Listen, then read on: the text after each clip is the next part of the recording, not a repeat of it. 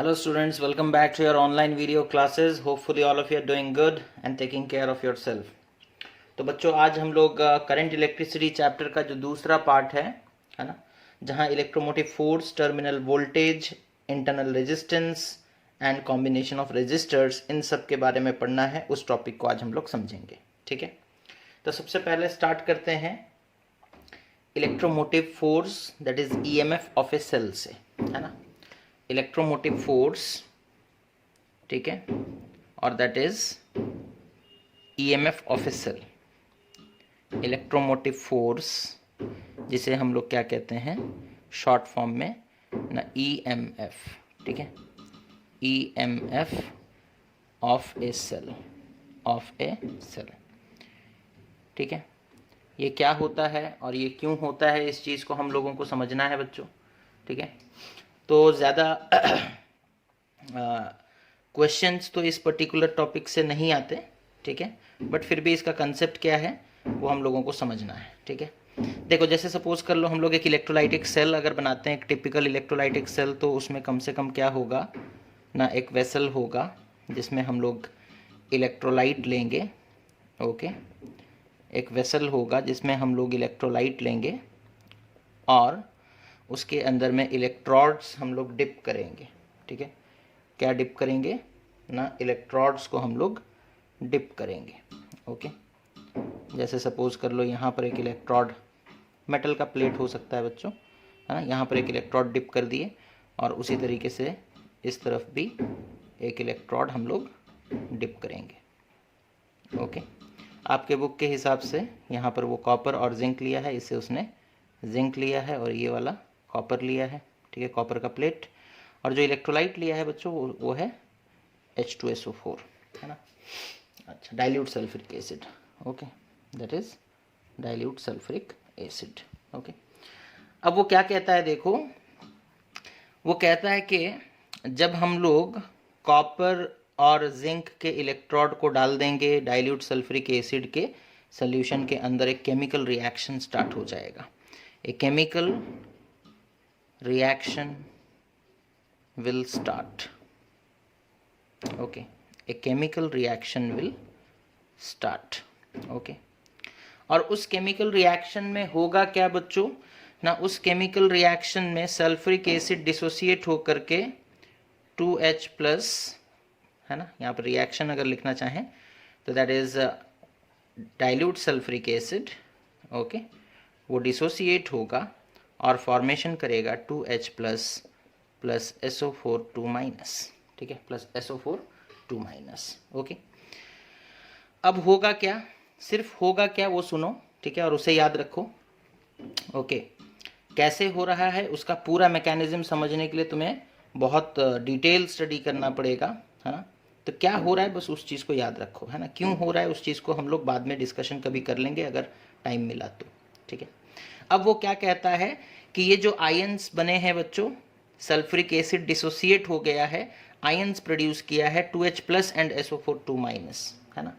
वो कहता है कि SO4 2 माइनस चला जाएगा किसके पास, SO4 2 माइनस चला जाएगा जिंक के पास, है ना।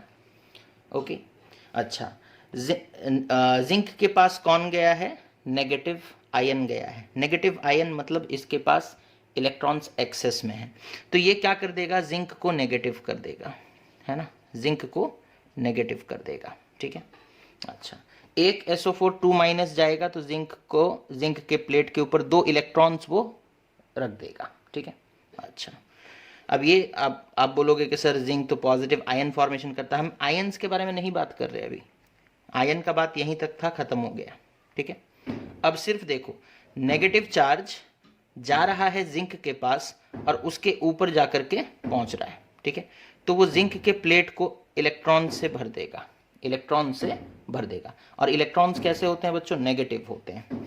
सिमिलरली दूसरा एक रिएक्शन होगा और जो H प्लस आयन है ना, जो H प्लस आयन है that is 2H plus ions, है ना, यहाँ पर दूसरा आयन जो है that is 2H plus ion, वो कॉपर के पास जाएगा और कॉपर से इलेक्ट्रॉन ले लेगा। ठीक है, कॉपर से इलेक्ट्रॉन ले लेगा और कॉपर को पॉजिटिव बना देगा। ठीक है, तो अभी केमिस्ट्री के हिसाब से नहीं बच्चों, अभी सिर्फ फिजिक्स के हिसाब से समझो। हम लोग यहाँ पर इससे आगे डिटेल रिएक्शंस अंदर में क्या होते हैं उसके बारे में डिस्कशन हमें 10th में तो एटलीस्ट नहीं करना है, ठीक है। तो जितना करना है उतना तुम्हें बताया जा रहा है और इस चीज़ को अभी फिलहाल याद रख सकते हो, ठीक है। तो सल्फेट का आयन जिंक के पास पहुंचा, सल्फेट नेगेटिव है तो वो जिंक को नेगेटिव कर देगा, सिंपल लॉजिक। तुम्हारा H+ आयन कॉपर के पास पहुंचा है ना, वो कॉपर से इलेक्ट्रॉन ले लेगा तो वो कॉपर को कर देगा पॉजिटिव, ठीक है। दैट मीन्स कॉपर के पास धीरे धीरे पॉजिटिव चार्जेस डेवलप होने लगेंगे, ठीक है। कॉपर के पास धीरे धीरे पॉजिटिव चार्जेस डेवलप होने लगेंगे और जिंक के पास धीरे धीरे नेगेटिव चार्जेस डेवलप होने लगेंगे, ठीक है। अब इसके पास पॉजिटिव चार्ज डेवलप हो गया तो हम लोग बोलेंगे इसका पोटेंशियल बढ़ रहा है, ठीक है। पॉजिटिव पोटेंशियल इसका बढ़ रहा है और ये नेगेटिव होता जा रहा है, ठीक है। इसका पोटेंशियल नेगेटिव होता जा रहा है, ठीक है। ये पॉजिटिव होता जा रहा है और ये नेगेटिव होता जा रहा है, ठीक है। अच्छा, अब इन दोनों के बीच में एक डिफरेंस क्रिएट हो रहा है ना। पहले दोनों सेम पोटेंशियल पर थे लेकिन अंदर में ही केमिकल रिएक्शंस हुए और केमिकल रिएक्शंस की वजह से ये कॉपर का प्लेट जो है वो धीरे धीरे पॉजिटिव होता चला गया और ये जिंक का प्लेट जो है वो धीरे धीरे नेगेटिव होता चला गया, है ना। और इन दोनों के बीच में एक पोटेंशियल डिफरेंस क्रिएट होने लगा, है ना। इन दोनों के बीच में क्या क्रिएट होने लगा, पोटेंशियल डिफरेंस, ठीक है। ये पॉजिटिव पोटेंशियल, ये नेगेटिव पोटेंशियल, ठीक है। अच्छा, तो इसी पोटेंशियल डिफरेंस को हम लोग क्या कहते हैं, ईएमएफ, ठीक है। जैसे सपोज फॉर एग्जांपल, सपोज कर लो इसके पास एक पोटेंशियल डेवलप हो गया 5 वोल्ट का, ठीक है। इसके पास डेवलप हो गया -5 वोल्ट का, तो डिफरेंस कितना है बच्चों ना, 10 वोल्ट का डिफरेंस है, ठीक है। इधर 1 2 3 4 5, इधर -1 -2 -3 -4 -5, ये 0 है ना। 1 2 3 4 5, ये -1 -2 -3 -4 -5, यहाँ से यहाँ तक का डिफरेंस कितना है, 10। डिफरेंस कितना है, 10। तो बच्चों इस तरीके से पोटेंशियल डिफरेंस क्रिएट होता है और इस पोटेंशियल डिफरेंस को जब हम लोग एक सेल बना रहे होते हैं, ठीक है, while manufacturing a cell, okay, while मैन्युफैक्चरिंग a cell, okay, a potential difference is created across its positive and negative electrodes, okay। तो जब भी हम लोग एक सेल मैन्युफैक्चर करते हैं, बनाते हैं बच्चों, तो क्या होता है, इस तरीके का केमिकल रिएक्शन होता है और एक पोटेंशियल डिफरेंस क्रिएट हो जाता है across its positive and negative electrodes, and this potential difference is called EMF of the cell, is called EMF of the cell। तो ये है कंसेप्ट, ये है कंसेप्ट तुम्हारा, है ना। तो जब भी हम लोग एक सेल मैन्युफैक्चर करते हैं, बनाते हैं बच्चों, तो क्या होता है, हम लोग एक इलेक्ट्रोलाइट लेते हैं, कुछ मेटल्स लेते हैं, एक वेसल लेते हैं, मेटल को इलेक्ट्रोलाइट के अंदर डालते हैं, केमिकल रिएक्शन होता है, एक मेटल का प्लेट पॉजिटिव हो जाता है, दूसरा मेटल का प्लेट नेगेटिव हो जाता है, यानी कि उनके बीच में पोटेंशियल डिफरेंस क्रिएट हो जाता है, उनके बीच में पोटेंशियल डिफरेंस क्रिएट हो जाता है। और जब सेल बना उस वक्त जो पोटेंशियल डिफरेंस है उनके बीच में, उसी को ईएमएफ कहते हैं, उसी को ईएमएफ कहते हैं, ठीक है। अभी सेल को हमने किसी भी चीज़ के साथ कनेक्ट नहीं किया है बच्चों, I have not connected anything with the cell, है ना। सेल को सिर्फ बनाया है, सेल को सिर्फ बनाया है। इसमें ना ही कोई बल्ब हम लगा रहे हैं, ना ही कोई फ़ैन लगा रहे हैं, ना ही कोई भी दूसरा एक्सटर्नल अप्लायंस नहीं लगाए हैं, सेल को सिर्फ मैन्युफैक्चर किया गया है, बनाया गया है, ठीक है। तो ये होता है बच्चों इलेक्ट्रोमोटिव फोर्स, ओके ओके। तो अब यहाँ पर समझ में आ गया, मतलब यहाँ पर काफ़ी सारे फ्री इलेक्ट्रॉन्स हैं और यहाँ पर डेफिशिएंसी ऑफ इलेक्ट्रॉन्स है, पोटेंशियल में डिफरेंस क्रिएट हो गया है, ठीक है। तो ये हो गया ईएमएफ ऑफ सेल, ठीक है। अब ईएमएफ ऑफ सेल को डिफाइन कैसे करते हैं, देखो बुक में किस तरीके से वो लिख रहे हैं डेफिनेशन। अभी हम लोग किसी चीज़ को कनेक्ट नहीं किए हैं, ठीक है। दो तरीके से डेफिनेशन दिया जाता है ईएमएफ का, दोनों तरीका समझना पड़ेगा, ठीक है। पहले तो इस चीज़ को मिटा रहे हैं, ओके। अब यहाँ देखो, वो कहते हैं when no current is drawn from a cell, okay, when no current is drawn from a cell, okay, when no current is drawn from a cell, that is when the cell that is when the cell is in open circuit, okay, the potential difference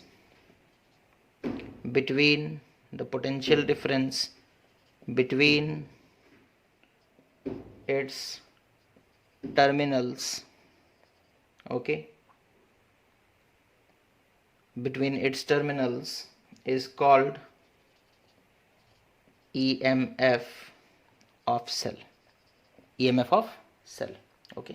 जब कोई भी current draw नहीं किया जा रहा है ना, अभी कोई करंट हम लोग ड्रॉ नहीं कर रहे हैं, हम लोग कोई चीज़ लगाए ही नहीं है, तो करंट ड्रॉ कहाँ से होगा, है ना, हम लोग कोई चीज़ लगाए ही नहीं है, अभी इस बैटरी के साथ या इस सेल के साथ कुछ कनेक्ट ही नहीं किए हैं, तो करंट ड्रॉ होने का चांस नहीं है। इस वक्त जो इनके बीच में पोटेंशियल डिफरेंस है उसी को ईएमएफ कहते हैं, उसी को ईएमएफ कहते हैं। The potential difference across the terminals of a cell when the cell is not in use or when no current is being withdrawn from the cell, then that potential difference is known as what? The EMF of cell. That potential difference is known as EMF of cell. Okay. अच्छा, EMF का symbol क्या होता है? It is denoted by a symbol called epsilon, है ना? It is denoted by a symbol called epsilon. Okay. इस symbol का नाम क्या है? एप्साइलन। ओके, तो सिंपल ई ऐसे नहीं लिख दोगे, ठीक है, ये नहीं लिखना है। एप्साइलन एक सिंबल है बच्चों, इस तरीके का एक सिंबल होता है, that is called epsilon. Okay, अच्छा, तो सिंबल हो गया एप्साइलन, क्योंकि it is nothing but the potential difference, तो यूनिट तो वोल्ट ही होगा, यूनिट क्या होगा?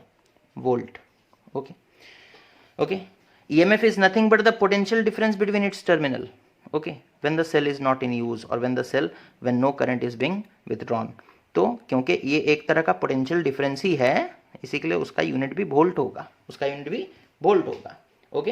अच्छा, मेजर करने के लिए हम लोग वोल्ट मीटर लगाकर मेजर कर सकते हैं। अच्छा, अब जब यहाँ पर ये तो हो गया, जब हम लोग ओपन सर्किट रखे थे, किसी चीज़ को कनेक्ट नहीं किए थे, तब ईएमएफ का डेफिनेशन ये निकल कर आया, ठीक है। अब अगर सपोज कर लो हम लोग किसी चीज़ को कनेक्ट कर देते हैं, तो फिर मतलब अगर हम लोग सर्किट को कंप्लीट कर देते हैं, तो फिर हम लोग ईएमएफ को किस तरीके से डिफाइन करेंगे, उस चीज़ को देखो, तो इसे मिटाते हैं। ओके, अब दूसरा डेफिनेशन हम लोग देखने जा रहे हैं, ठीक है, और वो डेफिनेशन वर्क डन के हिसाब से होगा। वो डेफिनेशन किसके हिसाब से होगा? Work done. जैसे सपोज कर लो हमारे पास एक सेल है, ठीक है, जैसे सपोज कर लो हमारे पास एक सेल है, और इस बार सेल जो है, इलेक्ट्रोड सब हम वो प्लेट नहीं बना रहे बच्चों, ठीक है, इस बार जो सेल है उसे हमने कनेक्ट कर दिया है किसी एक रेजिस्टर के थ्रू, ठीक है, या प्लेट बना दें,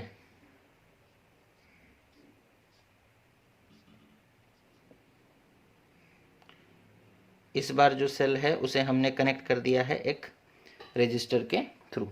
ओके, अच्छा, तो अब देखो यहाँ पर एक रेजिस्टर लगा हुआ है, हमारा सर्किट कंप्लीट है, अब करंट फ्लो करेगा। अगर ये पॉजिटिव टर्मिनल था तो करंट पॉजिटिव टर्मिनल से होते हुए नेगेटिव टर्मिनल की तरफ आएगा, और अंदर ही अंदर फिर नेगेटिव से पॉजिटिव की तरफ जाएगा। तो ये सीक्वेंस होगा।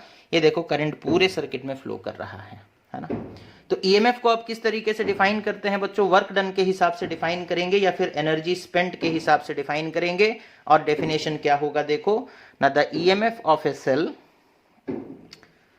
the EMF of a cell, okay, is defined as the energy spent or work done, okay, per unit charge. The energy spent or work done per unit charge in taking a positive charge,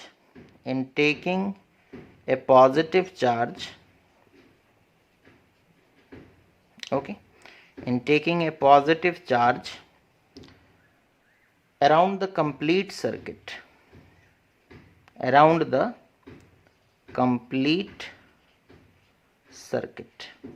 okay, of the cell.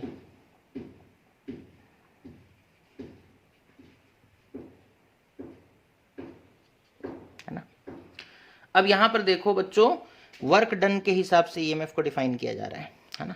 हम लोग बोले थे कि ये positive हो चुका है, ये ना कॉपर का प्लेट है, और ये जिंक का प्लेट है, और ये नेगेटिव हो चुका है, ठीक है।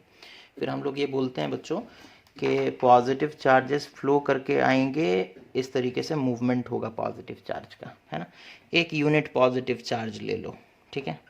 क्या लिखे हम लोग, ए पॉजिटिव चार्ज, ए यूनिट पॉजिटिव चार्ज, ओके। और पॉजिटिव टेस्ट चार्ज लिख देंगे तो मतलब सेम है। पॉजिटिव टेस्ट चार्ज मतलब एक ऐसा चार्ज जिसका वैल्यू 1 यूनिट हो, जिसका वैल्यू 1 यूनिट हो, पॉजिटिव टेस्ट चार्ज, ओके। तो एक पॉजिटिव टेस्ट चार्ज को बच्चों सपोज कर लो हम लोग यहाँ से लेकर निकलते हैं, और निकल कर पूरा इधर से घुमाते हुए फिर वापस यहाँ तक पहुँचाने में जितना वर्क डन हुआ, that is EMF, that is EMF of the cell. तो वर्क डन के हिसाब से हम लोग इस तरीके से डिफाइन करते हैं, है ना। वर्क डन के हिसाब से हम लोग इस तरीके से डिफाइन करते हैं, that is work done in moving a unit positive test charge, in moving a unit positive test charge in the complete around the complete circuit, around the complete circuit मतलब बाहर वाले सर्किट में भी और cell के अंदर वाले circuit में भी, है ना। टोटल सर्किट में चार्ज को घुमाने में जितना वर्क डन हुआ, that is called EMF of a cell, that is called EMF of a cell, okay.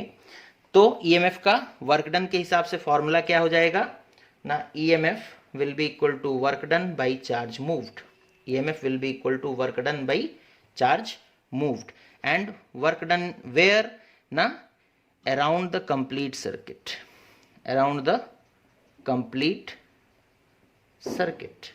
Complete circuit से मतलब क्या है बच्चों, external circuit as well as internal circuit, है ना।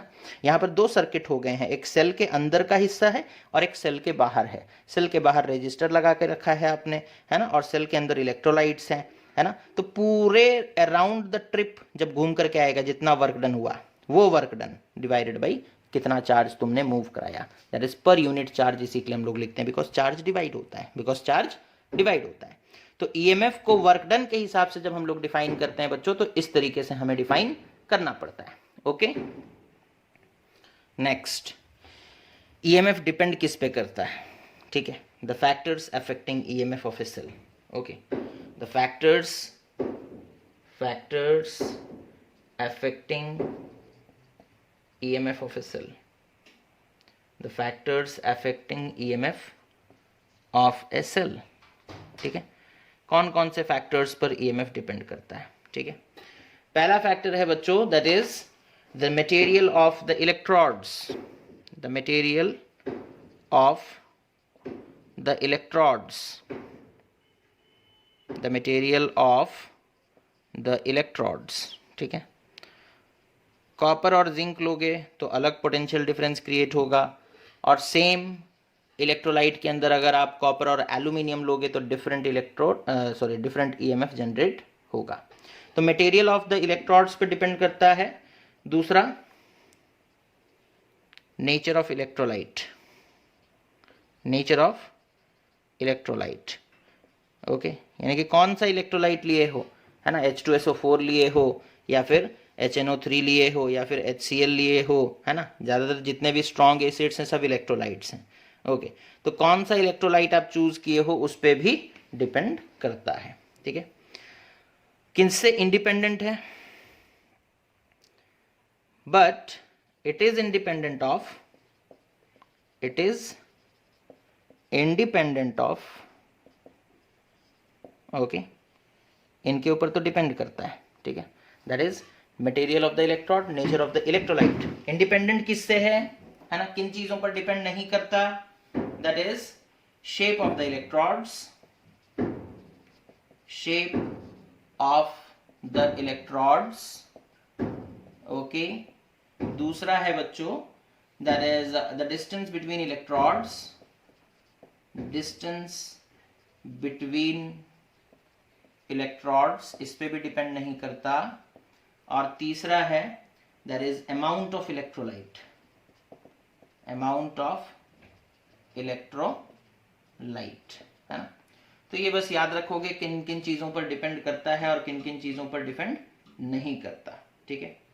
EMF of a cell is the characteristic property. It is different for different kind of cells. For example, EMF of voltaic cell is 1.08 and that of a Lee-Clancy cell is 1.5 volt and Daniell cell is 1.08, है ना। तो वो 3 cell का example दिया है।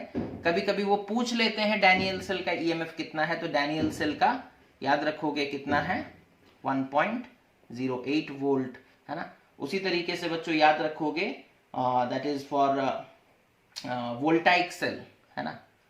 Voltaic cell का भी कितना है ना, 1.08 volt and Leclanche, okay, that is Leclanche cell का कितना है ना, 1.5 वोल्ट, है ना। तो ये बस याद रखने वाला चीज है अगेन, है ना। ओके, नेक्स्ट, तो ये हो गया EMF, ये हो गया EMF, okay.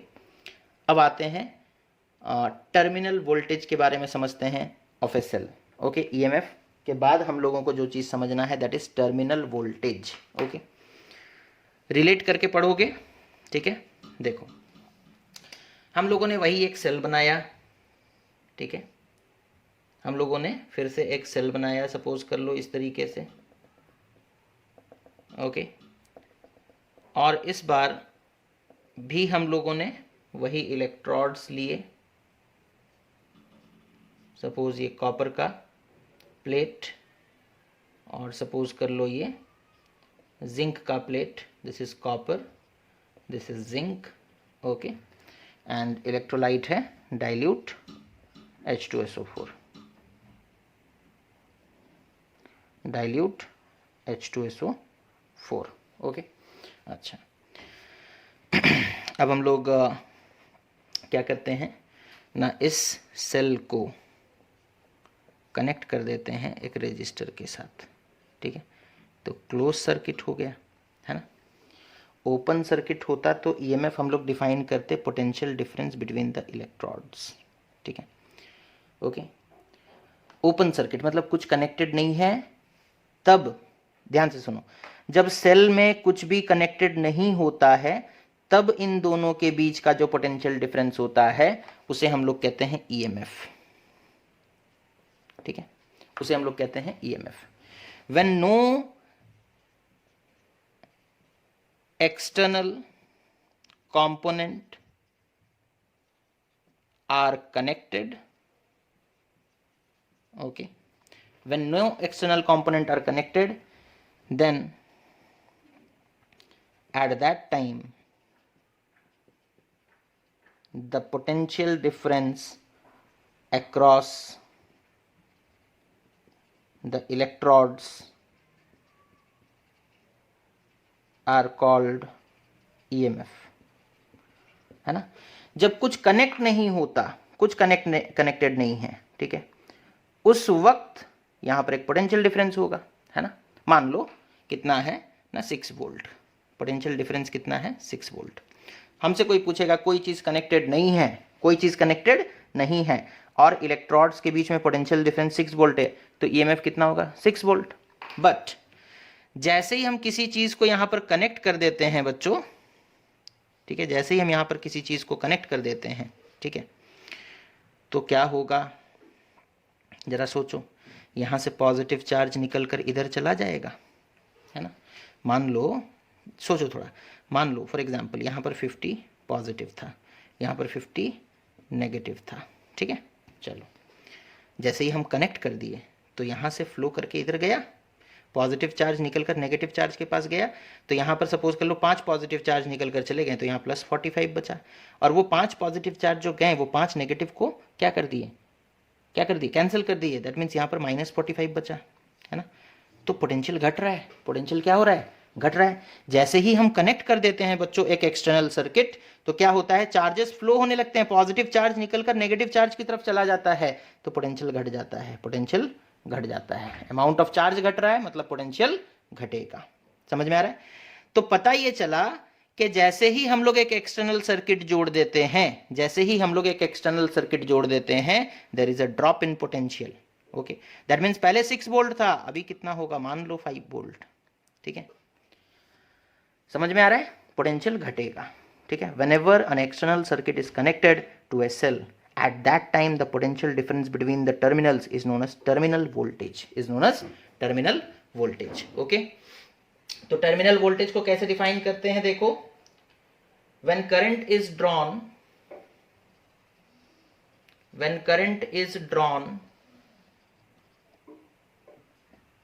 from a cell, that is the cell is enclosed, that is the cell is enclosed circuit. Okay, at that moment the potential difference across the terminals of cell is called terminal voltage, is called terminal voltage. समझ में आ रहा है? जब current withdraw हुआ, ठीक है, current flow होना स्टार्ट हो गया, उस वक्त जो पोटेंशियल डिफरेंस है उसे हम लोग टर्मिनल वोल्टेज कहेंगे, है ना। जब कोई करंट विथड्रॉ नहीं हो रहा था, when no current was withdrawn, उस वक्त जो पोटेंशियल डिफरेंस था उसे ईएमएफ बोले थे। और जब करंट विथड्रॉ हो रहा है उस वक्त जो पोटेंशियल डिफरेंस है उसे हम लोग क्या कहते हैं ना, टर्मिनल वोल्टेज कहते हैं। अच्छा, ये तो हो गया करंट विथड्रॉन के हिसाब से डेफिनेशन। वर्क डन के हिसाब से क्या डेफिनेशन लिखेंगे? देखो, अब रिलेट कर पाओगे, है ना। वर्क डन के हिसाब से क्या डेफिनेशन होगा? The terminal voltage okay of a cell is defined as the work done in moving, the work done per unit charge, the work done per unit charge, okay, in carrying a positive test charge, in carrying a positive test charge around the external circuit। ठीक है, अब थोड़ा compare करो। EMF में क्या होता था? Charge को पूरे सर्किट में घुमाने में जितना वर्क डन, ईएमएफ क्या होता था? The work done in moving the charge around the complete circuit, है ना। मतलब चार्ज को यहां से लेकर अगर निकलते हो, बाहर में घुमाओ, वापस अंदर में घुमाते हुए यहां तक लेकर के आओ, जितना वर्क डन हुआ उसे ईएमएफ कहते थे, है ना। और टर्मिनल वोल्टेज क्या है? सिर्फ एक्सटर्नल, है ना, बाहर में जो सर्किट है उसके अंदर चार्ज को घुमाने में जितना वर्क डन हो रहा है, उसके अंदर चार्ज को घुमाने में जितना वर्क डन हो रहा है उसे हम लोग टर्मिनल वोल्टेज कहते हैं। तो आप समझ ही गए होगे, पूरे सर्किट में घुमाने में वर्क डन ज्यादा होगा, सिर्फ एक्सटर्नल सर्किट में घुमाने में वर्क डन कम होगा। That is why EMF is greater than terminal voltage, है ना। That is why EMF is greater than terminal voltage VT. समझ में आ रहा है? बिकॉज ईएमएफ क्या है बच्चों? पूरे सर्किट में वर्क डन, पूरे सर्किट में चार्ज को घुमाने में जितना वर्क डन हुआ। लेकिन VT क्या है? दैट इज टर्मिनल वोल्टेज क्या है? सिर्फ एक्सटर्नल सर्किट में चार्ज को घुमाने का वर्क डन, है ना। तो वर्क डन के हिसाब से बच्चों हम लोग इस तरीके से डेफिनेशन लिखते हैं। ओके, अच्छा, तो टर्मिनल वोल्टेज क्या हो जाएगा? That is work done in moving the charge in the external circuit divided by charge moved, है ना। ये सिर्फ कौन सा वर्क डन है? एक्सटर्नल सर्किट में चार्ज को मूव कराने का वर्क डन है। लेकिन हम लोग जब ईएमएफ लिखे थे तो क्या लिखे थे? EMF is equals to work done by charge move. ये कौन सा वर्क डन था? ये टोटल वर्क डन था, पूरे कंप्लीट सर्किट में घुमाने का वर्क डन। ये सिर्फ एक्सटर्नल सर्किट में घुमाने का वर्क डन है। ठीक है, तो समझ में आ गया ईएमएफ और टर्मिनल वोल्टेज के बीच में क्या डिफरेंस है। ओके, अच्छा, उसके बाद आते हैं बच्चों वोल्टेज ड्रॉप, है ना। उसके बाद हम लोग डिस्कशन करेंगे वोल्टेज ड्रॉप के बारे में। ओके, तो हम लोग देखे थे, फिर से देखो, हम लोग देखे थे कि छोटा सा एग्जांपल देखो, हम लोग देखे थे कि जैसे हमारे पास एक सेल है, ठीक है, हमारे पास एक सेल है, ओके,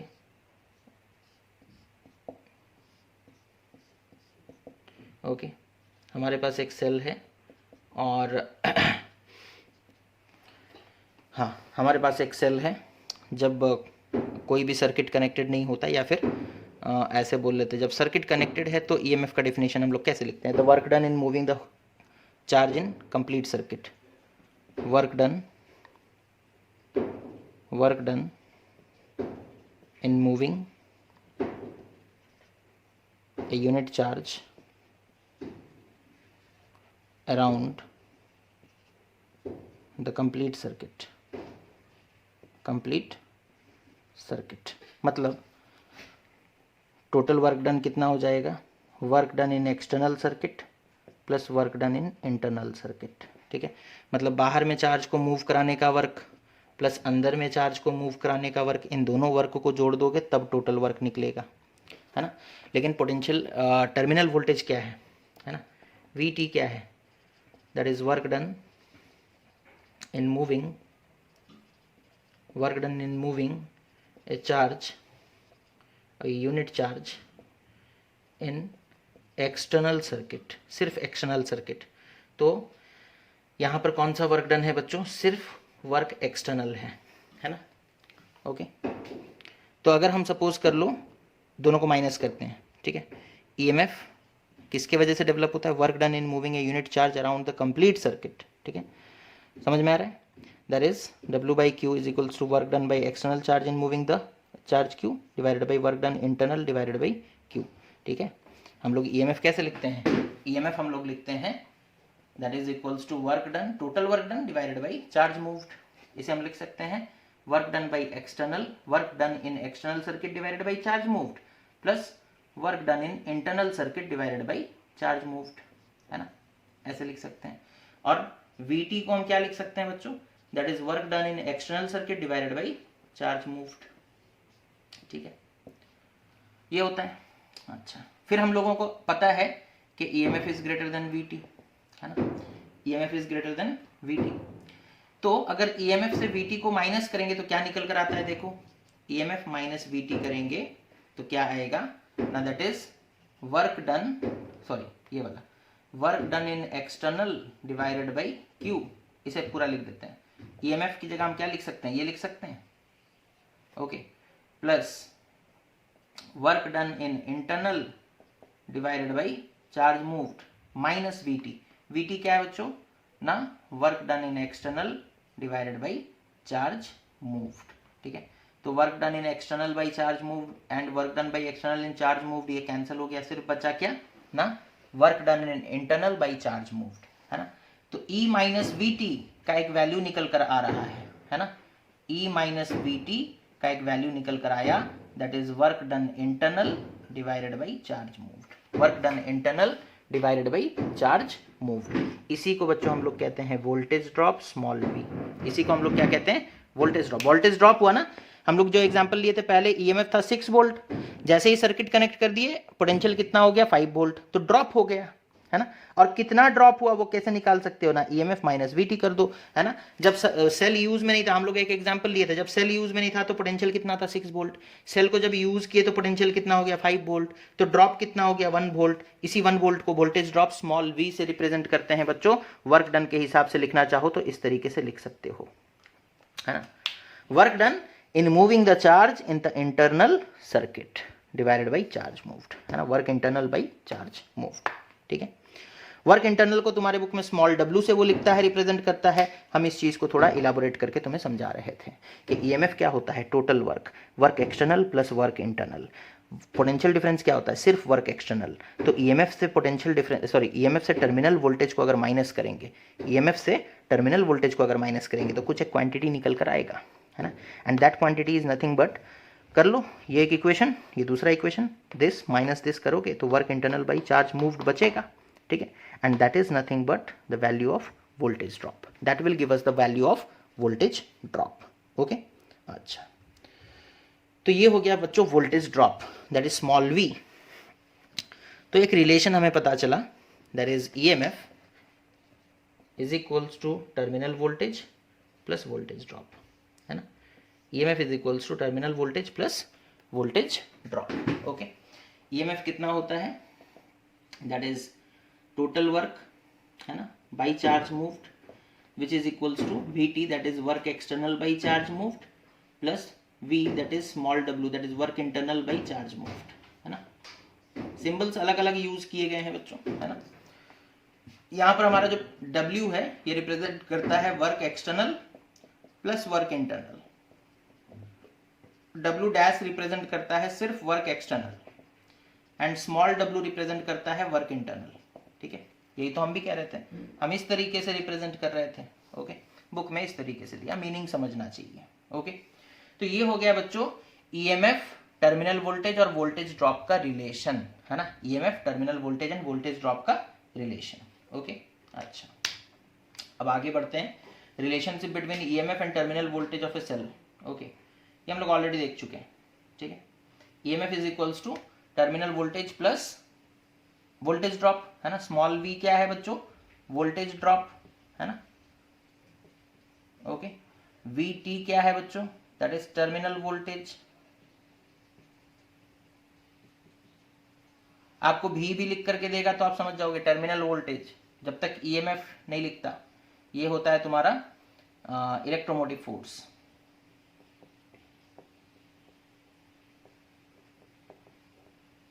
नाम फोर्स है लेकिन कंफ्यूज मत होना, ये एक तरह का पोटेंशियल डिफरेंस है, it is a kind of potential difference. Okay, and what kind of potential difference it is, we have already discussed it. Okay, अच्छा, उसके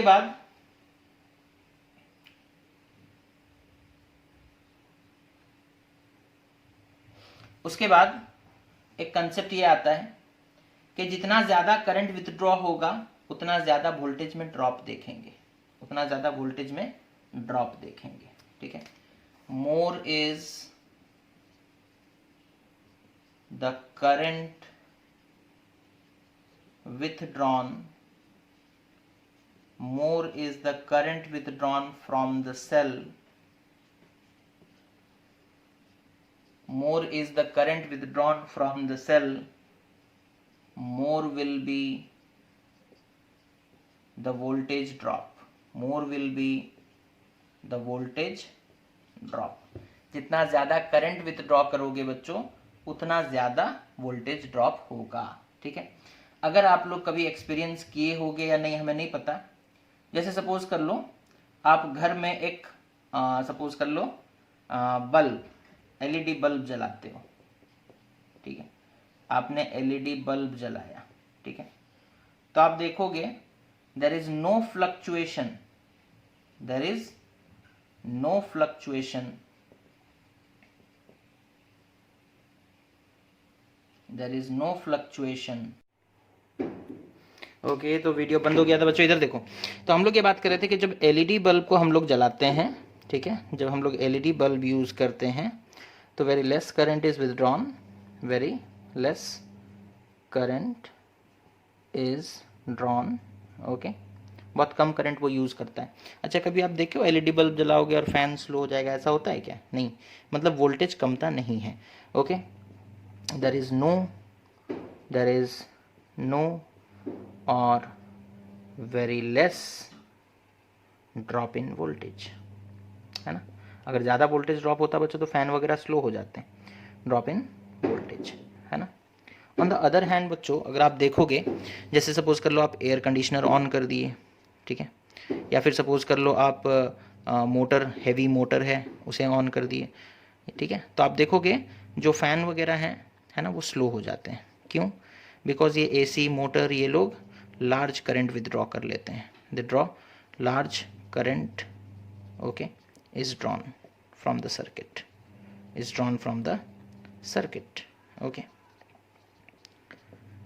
and for this reason there is a greater amount of voltage drop, there is a greater amount of voltage drop, ठीक है, तो voltage drop ज़्यादा होता है, okay, and जिसकी वजह से फैंस वगैरह स्लो हो जाते हैं, दिखता है वो हमें, है ना।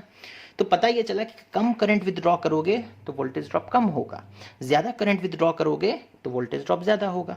यानी कि हम अगर सपोज कर लो एक 6 वोल्ट का बैटरी लेते हैं, देखो एक हम सपोज कर लो 6, अब हम सिंबल बना रहे हैं, सपोज कर लो हमारे पास एक 6 वोल्ट का बैटरी है, यानी कि इसका ईएमएफ 6 वोल्ट है, ठीक है।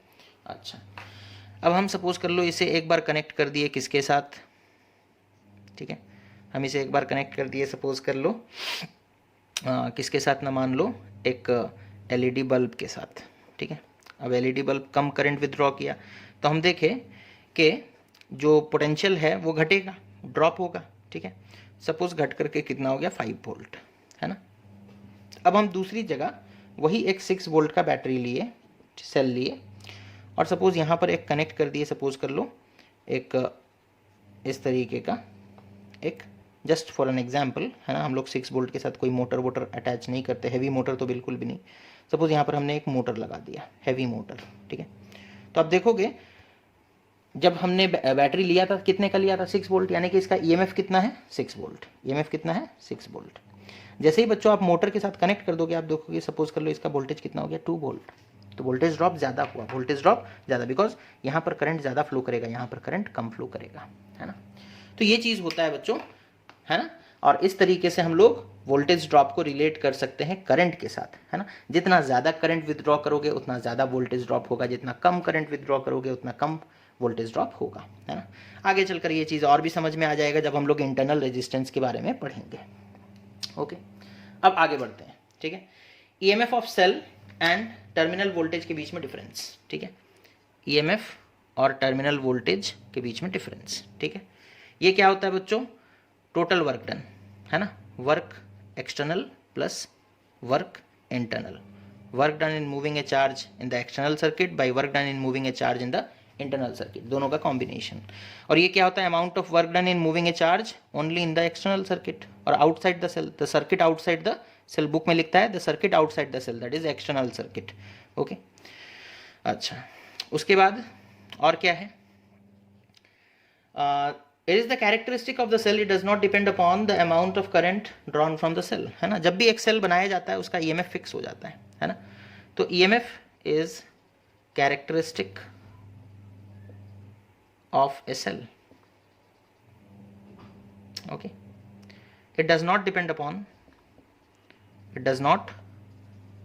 upon current withdrawn, ठीक है, करंट विथड्रॉन, ठीक है। हम लोग एक 6 वोल्ट का बैटरी बनाए तो उसका ईएमएफ तो 6 वोल्ट है। अब तुम कितना करंट लोगे उसके हिसाब से उसका टर्मिनल वोल्टेज चेंज हो जाएगा, है ना। ज़्यादा करंट लोगे तो टर्मिनल वोल्टेज घट करके 2 वोल्ट हो सकता है, टर्मिनल वोल्टेज घट सकता है। ईएमएफ तो डिफाइंड है ना, ईएमएफ जब सेल बना तभी वो फिक्स हो गया, 6 वोल्ट का बैटरी मतलब 6 वोल्ट का ईएमएफ। ओके, अब कितना करंट तुम लेते हो, सपोज कर लो तुम थोड़ा करंट लिए, ईएमएफ घट करके 5 वोल्ट हो गया। तुम ज़्यादा करंट लिए तो सॉरी ईएमएफ नहीं, टर्मिनल वोल्टेज 5 वोल्ट हो गया।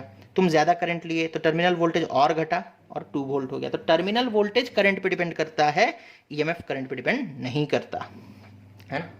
तो VT depends upon whom? Depends upon amount of current withdrawn, amount of current withdrawn, है ना। कितना करंट लिया जा रहा है उसके ऊपर ये डिपेंड करता है, ठीक है। अच्छा,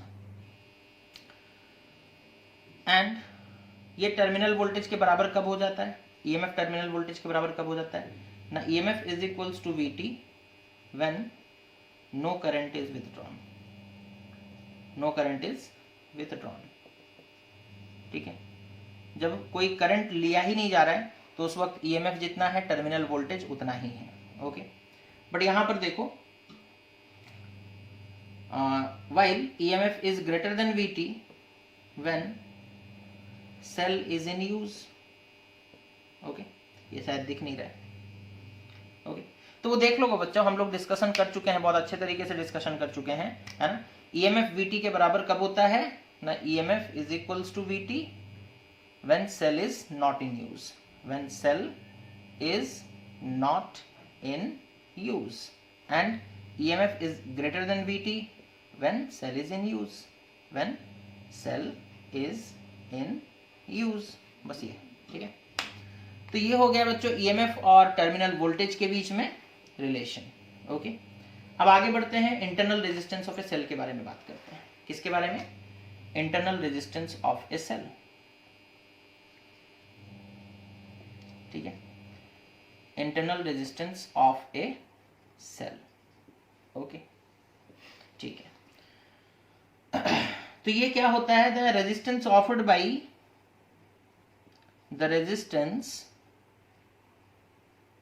the resistance offered by the electrolyte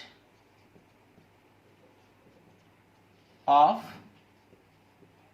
the cell to the flow of current, to the flow of current, है ना। देखो बच्चों, जब हम लोग एक सेल देखते हैं तो सेल का एक इंटरनल रीजन है और एक एक्सटर्नल, है ना। इंटरनल में इलेक्ट्रोलाइट वगैरह है, बाहर में क्या बोलते हैं उसे, वो जो भी रेजिस्टेंस आप लगा रहे हो, है ना। जैसे सपोज कर लो इस तरीके से एक रेजिस्टर यहाँ पर लगा है कैपिटल R, है ना। ये रेजिस्टेंस है एक्सटर्नल सर्किट का रेजिस्टेंस, है ना।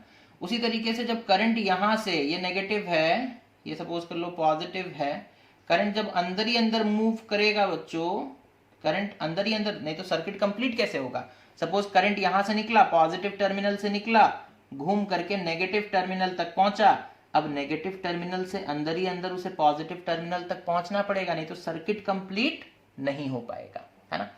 तो जब करंट चार्जेस, करंट मतलब यहां पर जब चार्जेस अंदर ही अंदर मूव करेंगे, जब चार्जेस अंदर ही अंदर मूव करेंगे इलेक्ट्रोलाइट के अंदर, है ना। जैसे कॉपर का एक रॉड है ना, कॉपर का एक रॉड है तो इसका कुछ रेजिस्टेंस, ये एक कंडक्टर है ना। कॉपर का एक रॉड है, ये एक कंडक्टर है, लेकिन इसके पास रेजिस्टेंस है या नहीं? थोड़ा बहुत तो है, it is a good conductor but still it has resistance. Similarly H2SO4 ये एक इलेक्ट्रोलाइट है, ये एक इलेक्ट्रोलाइट है, दैट मीन्स ये इलेक्ट्रिसिटी कंडक्ट करता है, लेकिन फिर भी इसके पास कुछ ना कुछ तो रेजिस्टेंस होगा ही, है ना। हम पहले ही बोले हैं जितने भी कंडक्टर्स हैं वो इलेक्ट्रिसिटी कंडक्ट करते हैं, बट दैट डजंट मीन कि उनके पास रेजिस्टेंस नहीं है, they still resist the flow of current. Okay, they still resist the flow of current. Okay, तो उसी तरीके से H2SO4 बच्चों ये एक इलेक्ट्रोलाइट है। इलेक्ट्रोलाइट मतलब लिक्विड स्टेट या फिर मॉल्टन स्टेट वाला कंडक्टर, ठीक है। तो उसके पास भी तो रेजिस्टेंस होगा। तो जो इलेक्ट्रोलाइट रेजिस्टेंस देता है, जो इलेक्ट्रोलाइट रेजिस्टेंस देता है थ्रू द फ्लो ऑफ, हम लोग को पता है SO4 2- और 2H+, ये सब मूव कर रहे हैं ना अंदर, तो इनके मूवमेंट को एक रेजिस्टेंस मिलता है और उस रेजिस्टेंस को हम लोग इंटरनल रेजिस्टेंस कहते हैं और डिनोट करते हैं स्मॉल r से, डिनोट करते हैं स्मॉल r से। सिंबल कैसे बनाते हैं? कुछ नहीं, एक सेल बना लो, सेल का सिंबल और यहां पर एक रेजिस्टर, सेल का सिंबल और साथ में एक रेजिस्टर, ठीक है। तो ये हो गया पूरा सेल का मतलब तुम्हारा EMF, और ये हो गया इंटरनल रेजिस्टेंस, ठीक है। EMF और ये हो गया, ये जो छोटा सा R लिखा जा रहा है, मतलब स्मॉल r जो लिखा जा रहा है, that represents internal resistance. तो this is the actual representation of a cell. हम लोग अब तक सेल को सिर्फ ऐसे बनाते थे, हम लोग इंटरनल रेजिस्टेंस बनाते ही नहीं थे, लेकिन हर सेल के पास इंटरनल रेजिस्टेंस होता है।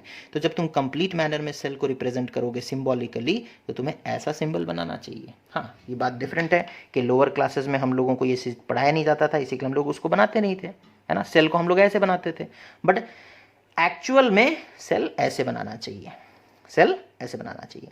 अब यहाँ पर देखो बच्चों, फिर एक बात है कि अगर तुम्हारे बुक में क्वेश्चन में ही ऐसा बना करके दिया है तो फिर तुम को कोई ज़रूरत नहीं है ऐसा बनाने का, ठीक है।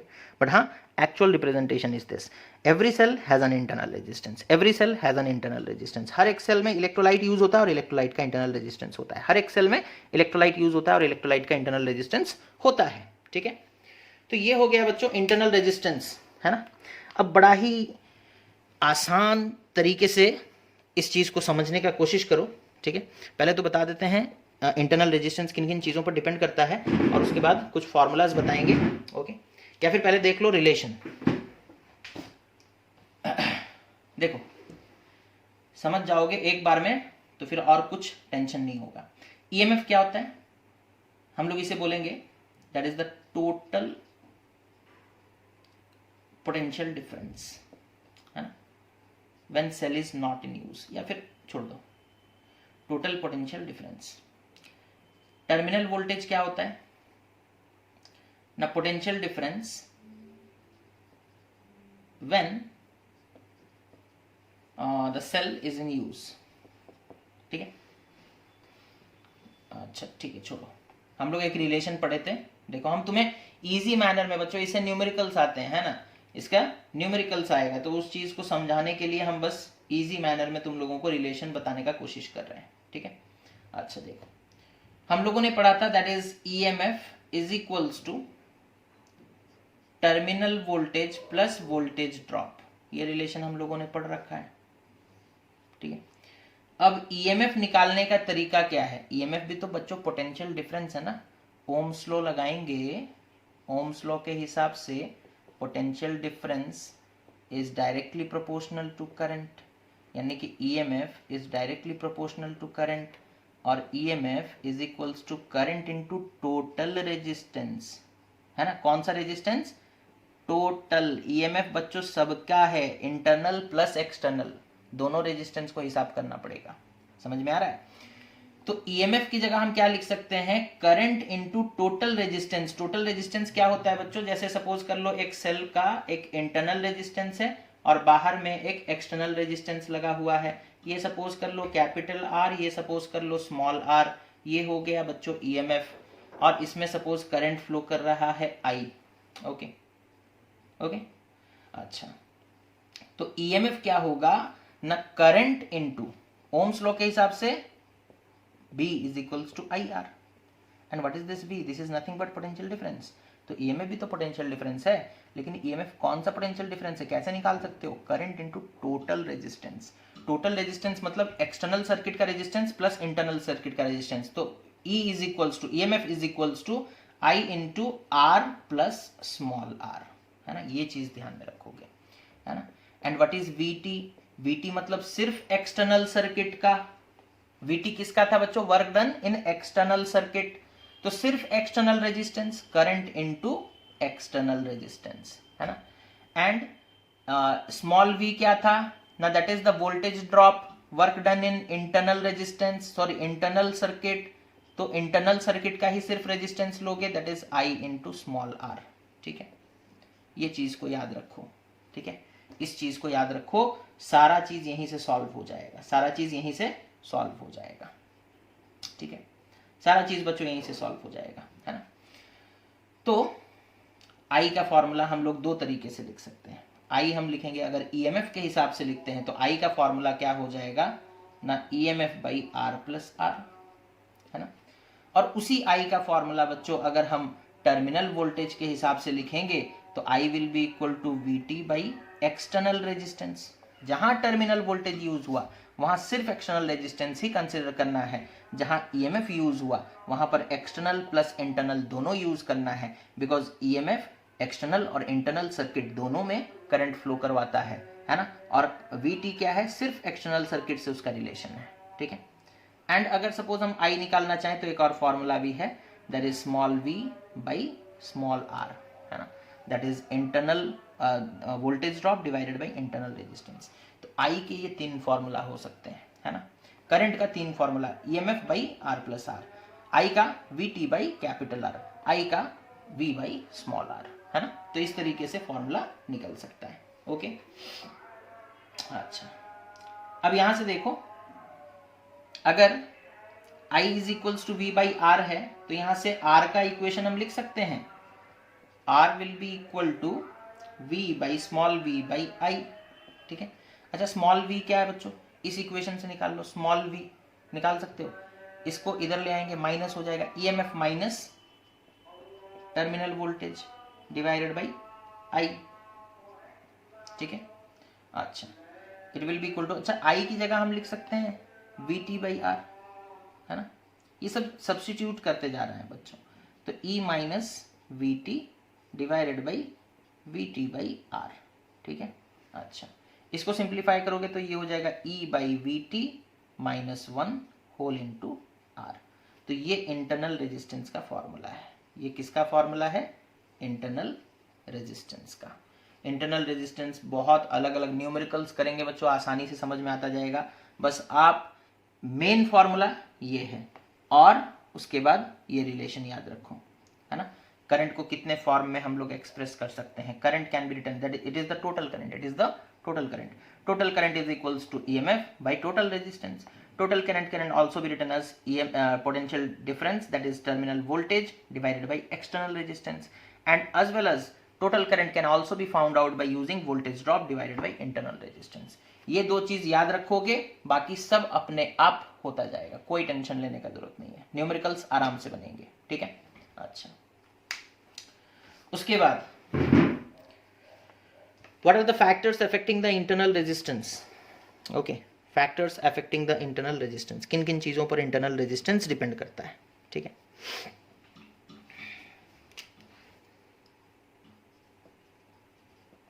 factors affecting the internal resistance, ठीक है। वीडियो को देखने के बाद बच्चों एक बार बुक रीडिंग करना बहुत ज़रूरी है, ठीक है।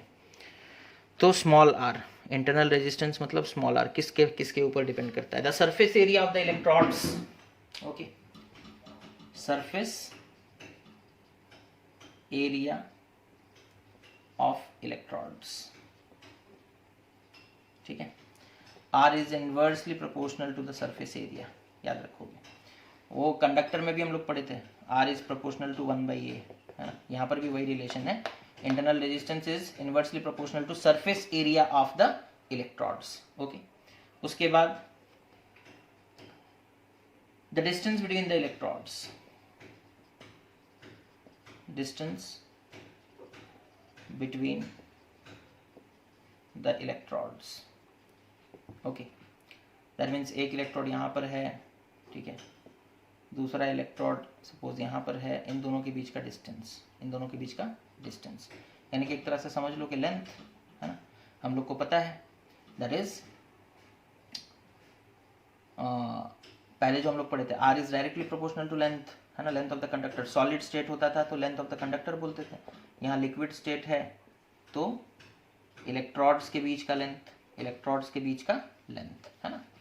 तो R is proportional to distance is nothing but length, distance between the electrodes, distance between electrodes, okay। उसके बाद तीसरा चीज, the nature and concentration of electrolyte, nature and concentration of electrolyte, ठीक है। obviously H2SO4 लोगे तो अलग इंटरनल रेजिस्टेंस आएगा, और HNO3 H2CO3 लोगे तो अलग इंटरनल रेजिस्टेंस आएगा, है ना। तो यहाँ पे लिखता है लेस आयोनिक द इलेक्ट्रोलाइट और higher the concentration of electrolyte greater is the internal resistance, है ना। जितना ज़्यादा कंसंट्रेशन होगा इलेक्ट्रोलाइट का उतना ज़्यादा होगा, है ना, क्या ना, internal resistance, okay. Less ionic यानी कि आयंस कम है, लेस आयोनिक और हायर कंसंट्रेशन, ठीक है ना। आपको तो पता होगा कंसंट्रेटेड H2SO4, अगर हम बोलेंगे कंसंट्रेटेड H2SO4 और डाइल्यूट H2SO4, है ना, किसके पास आयंस ज़्यादा हैं? इसमें कंसंट्रेटेड है मतलब वाटर कम, तो आयन फॉर्मेशन ठीक से नहीं हो पाएगा, तो इसमें लेस आयंस होंगे, और इसमें मोर आयंस। डाइल्यूट में तो कंप्लीट डिसोसिएशन होता है, मोर आयंस, तो लेस आयन किस में होगा बच्चों? कंसंट्रेटेड, तो हायर कंसंट्रेशन जो होगा उसका लेस आयोनिक होगा, ठीक है, तो उसमें ज़्यादा होगा इंटरनल रेजिस्टेंस, है ना। तो क्या हो जाएगा? Internal resistance will be more, okay. उसके बाद temperature of the electrolyte, okay, यहाँ पर थोड़ा उल्टा रिलेशन है, हायर टेम्परेचर